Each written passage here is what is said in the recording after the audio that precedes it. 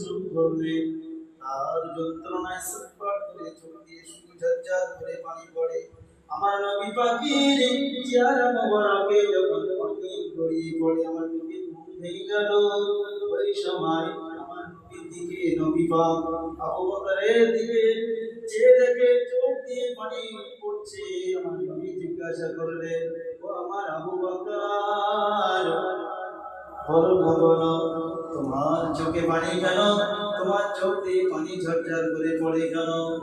ওই সময় বলেছিল, ইয়া রাসূলুল্লাহ, ইয়া হাবিবাল্লাহ, আমার বাড়ির কথা মনে পড়ে নাই, শত্রুতার ভয়ে, শত্রুপক্ষের ভয়ে নাই, আমার পায়ে উড়ে উড়ে বিষাক্ত সাপ এসে দংশন করেছে, তার যন্ত্রণা আমি শুনতে পারি না, তাই আমার চোখ দিয়ে